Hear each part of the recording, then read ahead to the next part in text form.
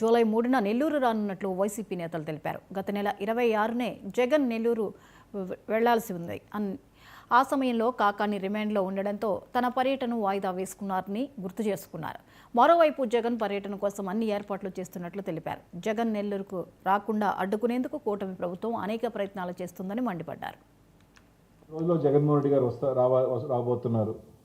ఈ రోజుకి కూడా కలెక్టర్ గారిని అడిగినా, ఎస్పీ గారిని అడిగినా, సార్ ఇంకా అన్వేషణ 28వ తారీఖున పెడితే ఇంకా మా కింద డిఎస్పీ గారు కానీ ఆర్డీఓ గారు కానీ పరిశీలిస్తూ ఉన్నారు అనే పరిస్థితి ఈరోజు ఉంది. అసలు ఇంతకీ ఇస్తారా ఇవ్వరా, ఏదో కాలయాపన చేసి జగన్మోహన్ రెడ్డి గారి పర్యటనని ఆపాలా, పర్యటనని ఏ విధంగా అడ్డుకోవాలా అన్న కార్యక్రమం తప్ప ఈరోజు మేము ఒకటి అడుగుతా ఉన్నాం ఈ ప్రభుత్వాన్ని.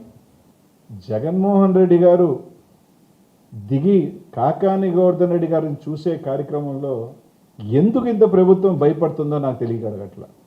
జగన్మోహన్ రెడ్డి గారు బయటకు వస్తే ఈ మధ్యకాలం చూసాం, పొదిలి కానీ సత్తెనపల్లిలో హెలిప్యాడ్ అడ్డుకుంటే ఏ విధంగా జనాలు వచ్చారో చూసాం. ఇదే విధంగా బయటకు వస్తే మీ మీద ఉన్న వ్యతిరేకత కానీ, మీ మీద ఉన్న ఏదైతే మీరు ప్రామిసెస్ చేసినవి అన్నీ కూడా ఈరోజన్నీ కూడా బయట జగన్మోహన్ రెడ్డి గారి మీద ఇంకా కూడా రెట్టింపు అభిమానంతో బయటకు వస్తున్నాను చూసి ఒక కుట్రతో ఈరోజు చేసే కార్యక్రమం చేస్తూ ఉన్నారు. ఈరోజు ఒక్కటే మేము అడుగుతూ ఉన్నాం, నిజంగా చెప్పాలి అంటే మేము పెట్టిన స్కూలు ఎక్కడ ట్రాఫిక్ ఇబ్బంది లేని ప్రాంతం, ఒకరు చెప్పాలంటే నెల్లూరు నగరానికి ఒక పక్కన్న ప్రాంతం. మేము పెట్టిన దానికి కాకుండా మేము ఒక దగ్గర పర్మిషన్ ఇస్తాం, 1 కిలోమీటర్ 1.5 కిలోమీటర్ పరిధిలో మేము పర్మిషన్ ఇస్తామని చెప్పి ఒక ప్రాంతాన్ని చూపించడం జరిగింది. దాన్ని ఏవియేషన్ అధికారులు కానీ అందరూ కూడా 3 పక్కల కరెంటు స్తంభాలు ఉన్నాయి, ఇక్కడ కరెక్ట్ కాదు, ఒక్కొక్కసారి ఇబ్బందికర పరిస్థితి ఉంటుంది. ఖచ్చితంగా మా నాయకుడిని, మాజీ ముఖ్యమంత్రి వారిని ఒక ప్రాంతానికి దించేటప్పుడు ఖచ్చితంగా మా రిస్క్స్ మేము కూడా ఇబ్బంది లేకుండా చూడాలి. ఇంకా 3 రోజుల్లో జగన్మోహన్ రెడ్డి గారు రాబోతున్నారు. ఇది ఎలా ఉందంటే దీంట్లో ఉన్నటువంటి సమాచారం ఏంటంటే 100 మంది కంటే దాటితే 25 మందికి ఒక్కొక్కరు లెక్కన రెస్పాన్సిబుల్ పర్సన్స్ని మీరు నోట్ చేసి ఇవ్వమంటారు. సాధ్యం అవుతుందా? జగన్మోహన్ రెడ్డి గారికి ఎంతమంది వస్తున్నారో తెలుస్తుంది కదా. మరి ప్రతి 25 మందికి ఒక రెస్పాన్సిబుల్ పర్సన్ పేరు, అతని ఫోన్ నెంబరు, తన యొక్క అడ్రస్ ఇవ్వమంటే ఎన్ని వందల మంది ఇవ్వాల్సి వస్తుంది? ఎలా తెలుస్తుంది ఎవరు వస్తారన్నది?